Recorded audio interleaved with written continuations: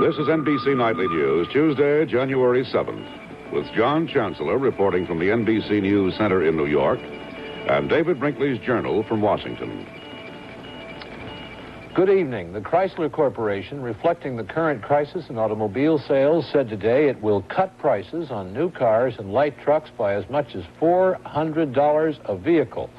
Chrysler is the first of the big automakers to try lowering prices on this scale to get car sales started up again, but there is speculation that the other big automakers may soon do something similar.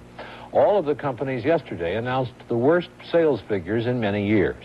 Chrysler has enough cars to last 4.5 months in normal times. Our man Jack Paxton looked at some of them today in Detroit. This is the main reason Chrysler is instituting what amounts to price cuts. A huge inventory of unsold cars.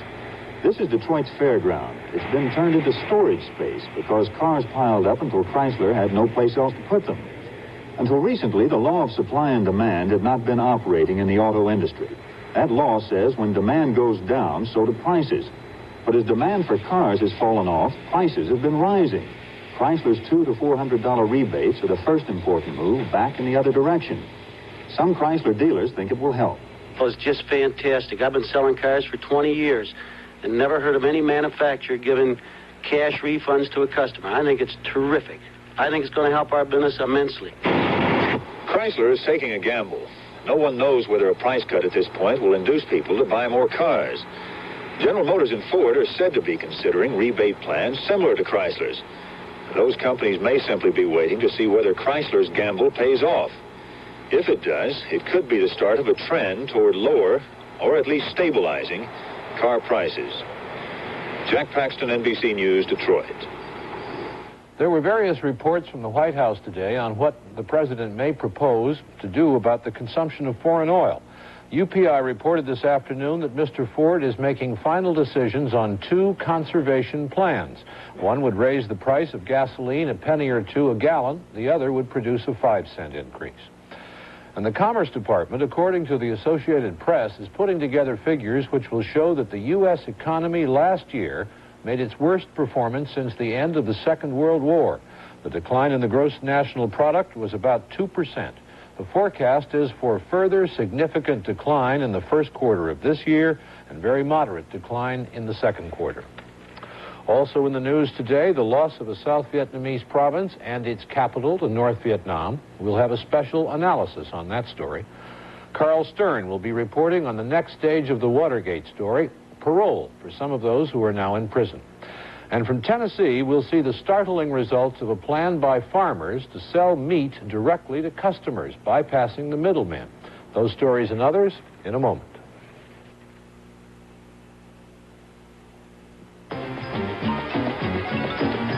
NBC Nightly News is brought to you by Exxon.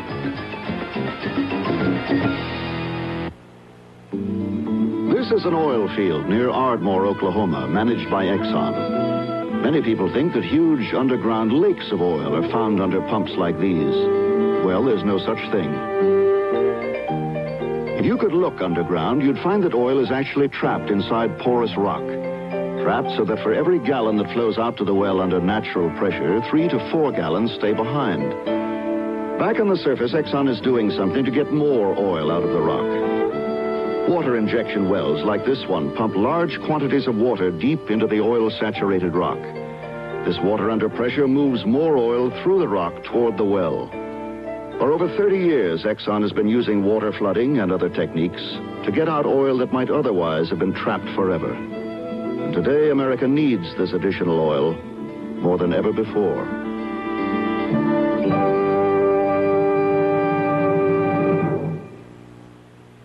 North Vietnamese troops today completed the capture of a provincial capital in South Vietnam, Phuoc Binh City, and with it the capture of the entire province, Phuoc Long. The loss of Phuoc Long is the most serious setback suffered by the government of South Vietnam since the proclamation of a ceasefire almost 2 years ago. For almost 4 weeks now, units of the North Vietnamese of 7th Division pounded the countryside around the district capital with heavy artillery attacks. Then tanks were put into the fight for the town of Phuoc Binh. 30,000 civilians fled the countryside looking for refuge in the town. The extent of the casualties among them and among the 10,000 defenders of Phuc Binh is not known yet, but the government thinks they may have been heavy. The loss of Phuc Binh led President Tu to proclaim 3 days of national mourning. But there is a greater significance in what is happening now in South Vietnam than the loss of a single province. Jack Reynolds, who covers Southeast Asia for us, has just returned from South Vietnam, and he has an analysis of the situation in that country. Jack? The fall of Phuc Long province gives the North Vietnamese an important psychological victory. It also gives them a number of military advantages. First, they now control a large area adjacent to the Cambodian border. It can be tied into a major highway, which now brings supplies down from North Vietnam. This means they can put increased pressure on two adjoining provinces, Binh Long and Tay Ninh. They already control major portions of both provinces. For years, there have been intelligence reports that the North Vietnamese and the Viet Cong have wanted to take Tay Ninh, an important city as well as a province capital. Its loss would establish the Viet Cong in the country as a force with its own capital city. On the South Vietnamese side, the loss of Phuc Long province will not help the morale of the army. Desertion rates are running at an almost record high. It will also not help the government of President Thieu. He faces an internal challenge from anti-corruption forces, soaring inflation, and increasingly vocal political opposition, and he's up for re-election this year. It's probable that the fighting in Phuc Long is only part of a long and carefully planned offensive to unseat Thieu and to bring to power a South Vietnamese administration with which the enemy can negotiate a coalition government. John? Thank you, Jack. Early today, American diplomatic sources in Saigon reported that the aircraft carrier Enterprise and 5 support vessels had set sail from Subic Bay in the Philippines in the direction of South Vietnam. The United States has about 9 naval vessels operating in international waters off South Vietnam, and there was immediate speculation about possible military intervention because of the fall of Phuc Long province. At once, the Pentagon and later the White House denied that the Enterprise was even headed in the direction of South Vietnam. The Pentagon said the big carrier was headed southwest, presumably toward the Strait of Malacca. In the same area, off Singapore, all available ships and men were assembled today in an attempt to contain and then disperse a 10-mile oil slick. Yesterday, a Japanese supertanker, the 238,000-ton Showa Maru, ran aground 5 miles southeast of Singapore. 3 of its tanks were ruptured, and so far, more than 1 million gallons of crude oil have polluted a considerable length of the Strait of Singapore. A man described as a deranged Arab student took over a British airliner as it landed in London today. He permitted the passengers to leave, held the crew hostage, demanded a ransom of more than $250,000, and asked to be flown to Paris. Tonight he got the money and the plane took off, but not for Paris. Authorities hope to fool the student, bring the plane down at a small English airport disguised as Paris, and seize the student there.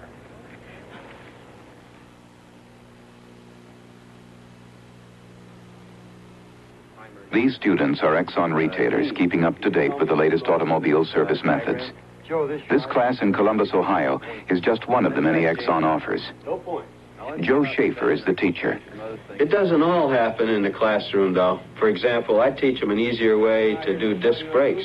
Joe Schaefer has been teaching for over 16 years. There's nothing else I'd rather do. I think training is one of the most valuable things we can do to help the retailer. Joe, I never seen anything done like that before. Saved a lot of busted knuckles. Not everything is that dramatic. Most of it is just going over the basics, keeping them fresh, updating retailers on the new cars, new tune-up needs, new service tips. Quite often, I even take these training clinics out into my territory. Joe Schaefer, one of many training specialists whose job it is to help Exxon retailers serve you better. Sources in the White House said today that President Ford has asked for the resignation of Federal Aviation Administrator Alexander Butterfield. Transportation Secretary Claude Brinegar, Butterfield's boss, will be leaving his post next month. The two men have differed strongly on some issues, particularly since a House committee charged that the FAA had failed to act on many aviation safety hazards. Butterfield is known to blame Brinegar for some of those failures. And some of the first Nixon administration officials jailed for involvement in the Watergate scandals will be eligible soon for parole. Carl Stern has more on that story. The Watergate story is moving on to a new setting, the offices of the U.S. Parole Board. Next Tuesday, the board takes up Herbert Kalmbach's case, then later the cases of Magruder, Colson, and Dean. Parole Board Chairman Maurice Sigler said freedom for Watergate figures, as they start coming up for parole now, would depend on the principle of accountability. In cases like this, I think you could eliminate the fact that that there is a danger, that they are dangers to the community, and certainly, in my view at least, the rehabilitative factor won't enter, which leads us again back to our accountability. And what is accountability? Accountability means, I guess you would say, how much time should you do for a crime you commit? Is there any special pressure or consciousness because these are Watergate cases? There is a certain pressure that you may not be conscious of, but I think there was a pressure on Judge Sirica, for example, in the way he handled the trial. And not in the same way, but and as far as our responsibility is concerned, I suppose that there will be. Sigler said the board members are aware of the pardon of former President Nixon, although he denied that would oblige the board to give early parole next week to Kalmbach. Sources said some board members were perturbed by the Nixon pardon. No letters urging leniency for Kalmbach have come in from the Ford administration or from former President Nixon. Carl Stern, NBC News, Washington. The number of malpractice suits against doctors and the amounts awarded to patients who sue have been growing rapidly.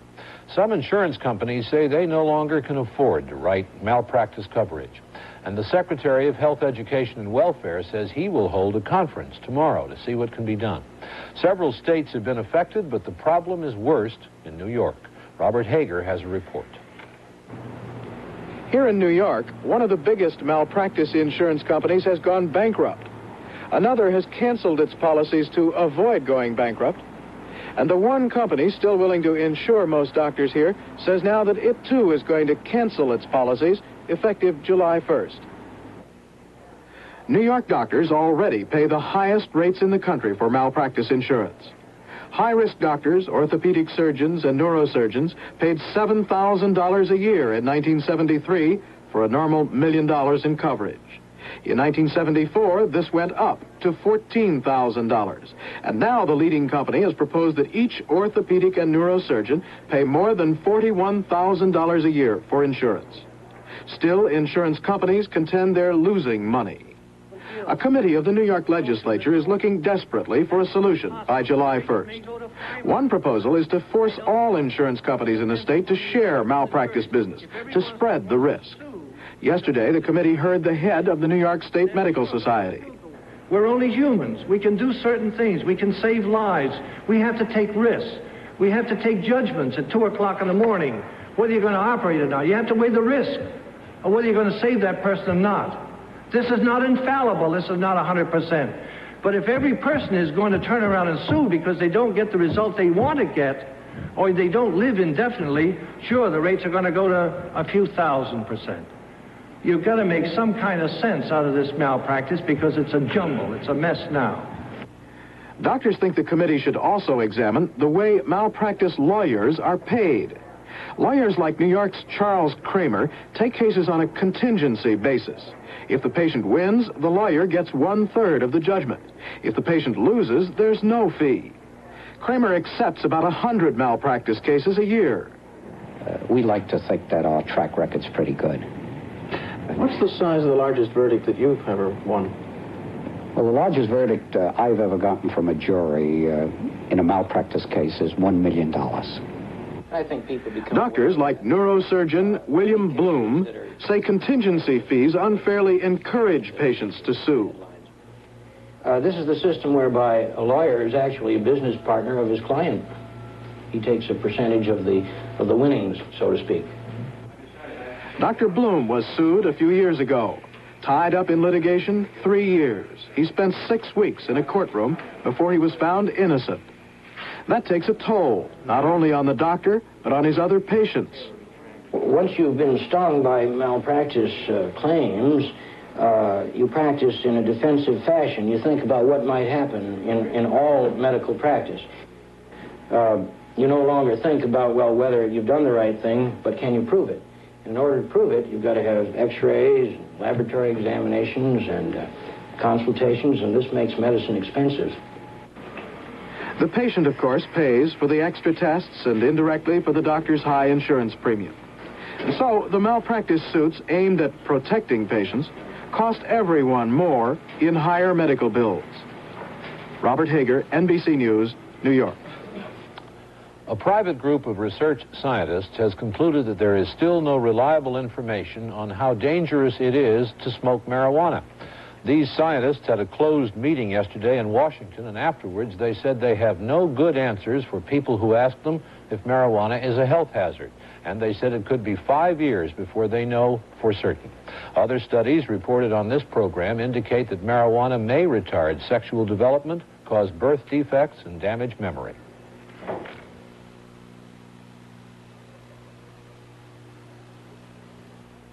The Rhine River.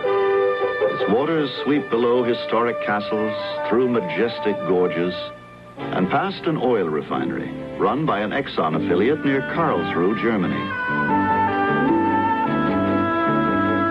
The refinery needs 3 million gallons of water a day for cooling and processing. After the water is used, it flows into the Rhine. But before we let it out, it goes through 3 separate cleaning treatments. During the final treatment, special microorganisms attack the remaining pollutants. And only when we're satisfied with the cleanliness of the refinery water do we release it into the Rhine. Around the world, from Singapore to San Francisco, Exxon's refineries face different water treatment problems and different community environmental needs. Wherever the refinery, whatever the needs, Exxon is working to find solutions. In Nashville, Tennessee today, members of the National Farmers Organization staged a practical demonstration, an attempt to eliminate the middleman and make meat cheaper. People came from miles around to take advantage of that, and Lou Davis has the story.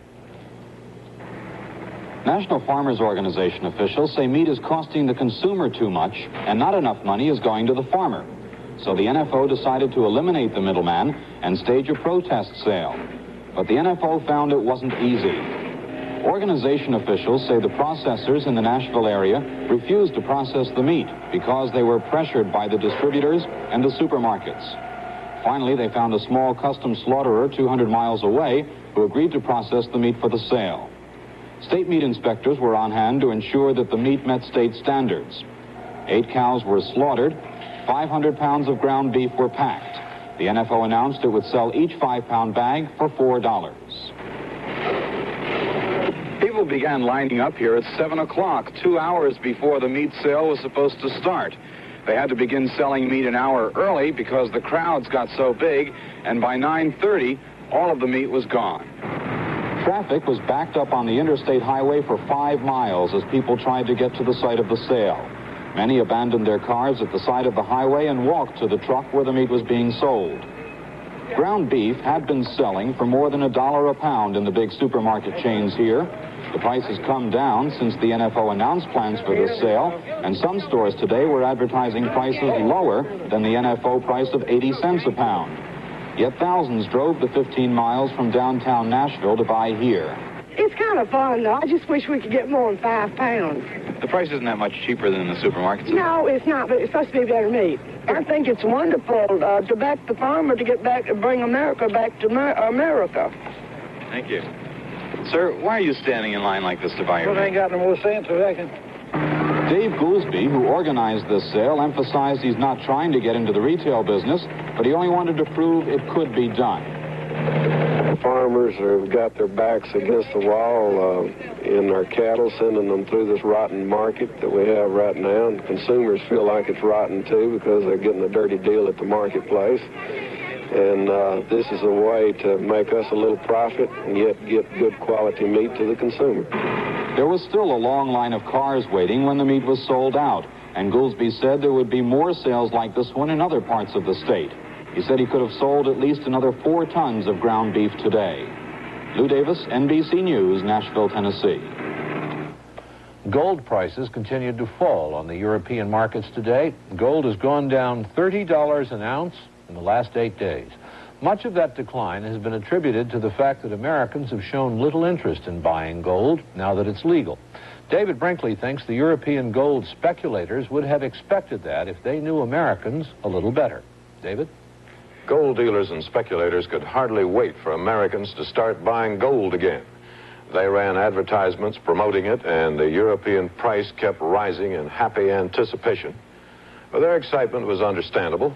It was well known that Americans had gold fever.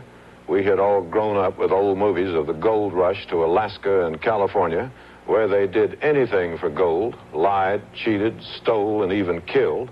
So Americans obviously had gold fever. But when the sale began, nothing much happened. The Treasury offered 2 million ounces, but sold only about a third of it. And after that, the European prices began falling rapidly today. So what happened? What happened was a misunderstanding of our history. Americans in the past have displayed a raging gold fever, but it was a fever for free gold, dug out of the ground or panned out of western streams, free. When all those picturesque characters went west in the 90s with gold fever, going out with a jackass, a floppy hat, sourdough bread, and a shovel, they didn't go looking for gold at $200 an ounce, plus sales taxes, broker's fees, storage fees, insurance fees, plus the fact the U.S. government didn't allow Americans to buy it until the price had already risen through the roof, until foreigners had already made most of the money. So the great American gold fever was for free gold. At these prices, the fever is cured. John? In London today, the finance ministers of the 9 common market countries agreed on a plan to help those countries in financial trouble because of the higher price of oil. The idea is to get the oil-producing countries to put up to $12 billion into the International Monetary Fund, which would then lend that money to the countries needing it most. The common market countries now hope to persuade the United States to accept the plan. Tonight's quiz. Who said, "The older I get, the more lonely I become"? The answer? Prince Charles of England in an interview with a London newspaper. The heir to the British crown is 26 years old, and he is quoted as saying people often try to be friends with him for some ulterior motive. That he believes marriage should be based on a very strong friendship rather than romance, and that he doesn't like some of the press coverage he's been getting. But mainly, the prince is lonely and gets too much flattery. Prince Charles said he once tried to wear a disguise, a tactic not unknown to princes, but that it didn't work. He said, "I just looked like me, trying not to look like me."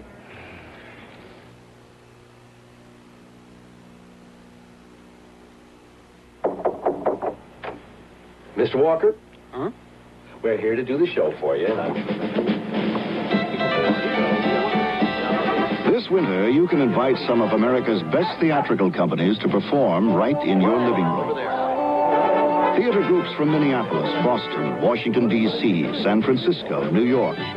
You'll have your choice of theatrical masterpieces by playwrights like O'Neill, Gorky, Chekhov, and Shakespeare, as well as important new plays presented for the first time. This winter, the second season of Theater in America begins right in your living room on your PBS television channel. Sophisticated comedy, moving drama, delightful musicals. You'll find them all on Theater in America's great performances. This week, Theater in America will present Elie Wiesel's haunting drama, Zalman, or The Madness of God. Theater in America is on every Wednesday night at 9 on most public television stations. One of the signs of these recession times is the growing practice of cutting down on the amount of money spent on the inauguration of governors. The new trend is to make them as cheap as possible to give the voters an impression of thrift and prudence. Several states last year held Spartan inaugurals, and yesterday the new governor of California set something of a record for a bargain basement inaugural, in sharp contrast to the inaugural of his predecessor, held when the economy was in better shape. Gail Christian reports. Ronald Reagan was sworn into office in 1967 in a midnight ceremony, complete with rich Republicans, patriotic music, and in full view of Columbus and Queen Isabella.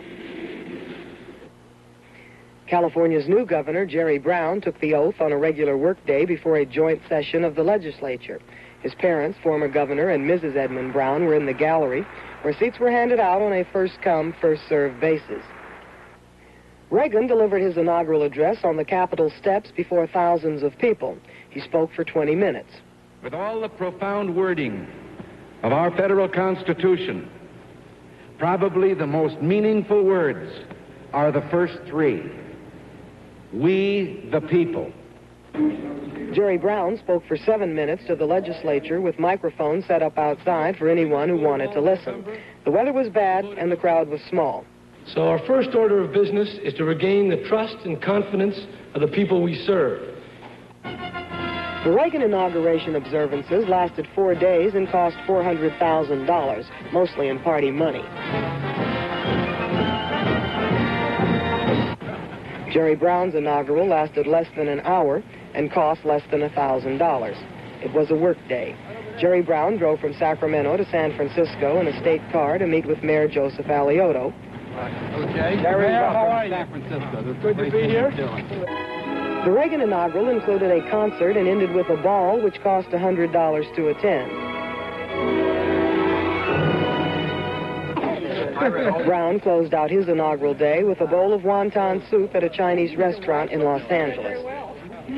No one knows whether Jerry Brown would have preferred something more elaborate, but in these recession days, a newly elected governor can do his image no harm by eating wonton soup at a Chinese restaurant on his inauguration day. Gail Christian, NBC News, Los Angeles. Waiting for you. Finally this evening, we bid farewell to Fernand Petiot, one of the least celebrated inventors of the 20th century. Petiot was a bartender in Paris in 1920 when he mixed a drink, half vodka, half tomato juice, which came to be called a Bloody Mary.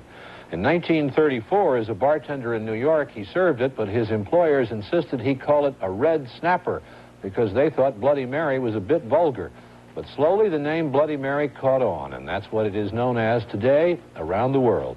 Monsieur Petiot died yesterday, aged 74, in Canton, Ohio, and we thought his contribution should not go unrecorded. Good night for NBC News.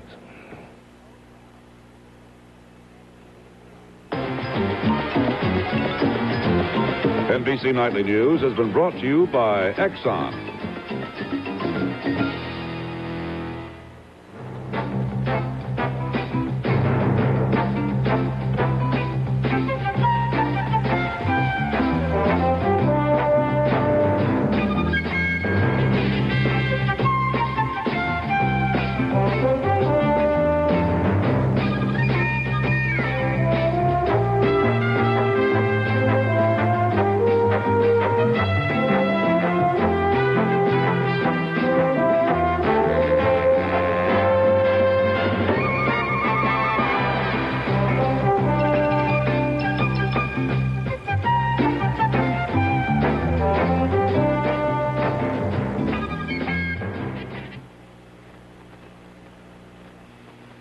Today, relations between the sexes are going through nothing less than a revolution. The shockwaves are shaking up bedrooms and boardrooms alike.